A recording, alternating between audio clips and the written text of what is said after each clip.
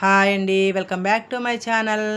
నేనైతే పప్పు చేసేదానికి పప్పు నానబెట్టుకున్నానండి. గిన్నెలు అయితే వాష్ చేసేసుకున్నాను నీట్గా. తర్వాత ఏమంటే పప్పులోకి 2 టమాటాలు, 5 పచ్చిమిర్చి, చిన్న ఉల్లిపాయ, కొంచెం పసుపు, 1 స్పూన్ ఆయిల్, కొంచెం చింతపండు వేసుకొని కుక్కర్ పెట్టేసుకున్నానండి. ఈరోజు అయితే పాప వాళ్ళకి, పెద్ద పాప ఏమంటే పప్పు చేయమనింది. పప్పు ఆమ్లెట్ చేయి మమ్మీ అనింది. చిన్న పాప ఏమంటే ఎగ్ రైస్ చేయమా అని చెప్పింది. తనకి ఎగ్ రైస్ అంటే చాలా ఇష్టం అండి చిన్న పాపకి. మా పాప వాళ్ళ గురించి చెప్పలేదు కదా. పెద్ద పాప 9th చదువుతుంది, చిన్న పాప 6th క్లాస్ చదువుతుందండి. అన్నం అయితే ఉడికిపోవచ్చిందండి. ఆల్రెడీ బియ్యం ఒక హాఫ్ అన్ అవర్ నానబెట్టుకొని పెట్టేశాను. అన్నం అయితే చేసుకున్నానండి. అన్నం ఎక్కువగా స్టీల్ వాటిల్లోనే వండుకోండి. అల్యూమినియం పాత్రల్లో ఎక్కువగా వండకూడదంట. అవి కరగడం వల్ల మనకి చాలా హెల్త్ ఇష్యూస్ వస్తాయంట కదండి. కొన్ని నేనైతే కొన్ని స్టీల్ వాటిల్లోనే ఎక్కువగా వండుతాను.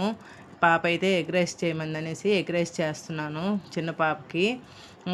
చిన్న పాపకి అయితే ఎగ్ రైస్ ప్రిపేర్ చేసేసానండి. ఈరోజైతే స్కూల్కి వెళ్ళే పని ఉంది, అందువల్ల చకచకా చేసేసుకుంటున్నాను. పెద్ద పాపకి ఆమ్లెట్ పప్పులోకి నంచుకునేదానికి ఆమ్లెట్ వేశాను. తనకి ఆమ్లెట్ అంటే చాలా ఇష్టం అండి.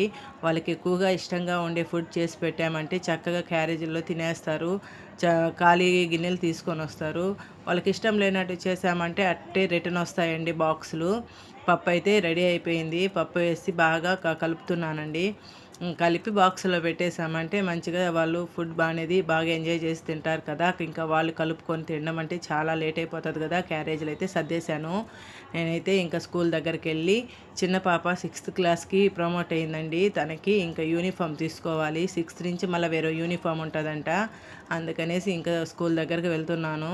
యూనిఫామ్ తీసుకొని బజార్కి వెళ్ళి కొన్ని గ్రాసరీ ఐటమ్స్ తీసుకోవాలి, కూరగాయలు తీసుకొని వచ్చేసాను. ఇంకా 4 అయిందండి. ఇంకా 4కి అయితే టీ తాగే అలవాటు ఉంది నాకు. పిల్లల కోసం కూడా పాలు కాచి పక్కకు పెడుతున్నాను. టీ అయితే నేను ఒక్క ఈవినింగ్ టైమే ఎక్కువగా తాగుతానండి. మార్నింగ్ టైం తాగను.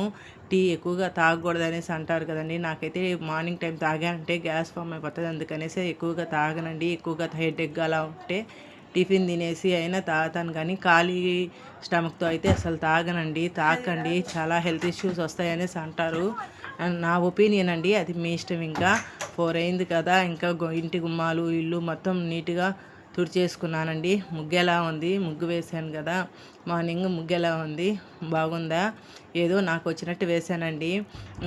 పుదీనా చెట్టు అండి ఇది. పుదీనా చెట్టు సమ్మర్ హాలిడేస్కి అమ్మ వాళ్ళ ఊరికి వెళ్ళాం కదా, నీళ్లు పోసేవాళ్ళు లేక బాగా ఎండిపోయిందండి. మేము వచ్చాక కొంచెం ఎరువేసి కొంచెం రోజు వాటర్ పోస్తుంటే అలా చిగుర్లు వస్తున్నాయి. ఇంకా ఎండిపోయినాకంతా ఎందుకులే అని చెప్పి క్లీన్ చేసేస్తున్నాను. నిన్న క్లీన్ చేద్దాం అనుకున్నాను కానీ నిన్న మంగళవారం అని క్లీన్ చేయలేదు. కలబంద చెట్టు అండి. కలబంద చెట్టు గుమ్మం ముందు ఉంటే చాలా మంచిదంటండి.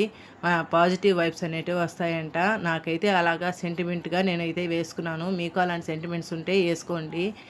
గుమ్మం దగ్గర చాలా మంచిది. కోతులు చూడండి ఎలా కిటికీలోంచి తొంగి చూస్తున్నాయి. నా డే అయితే ఇలా జరిగిందండి.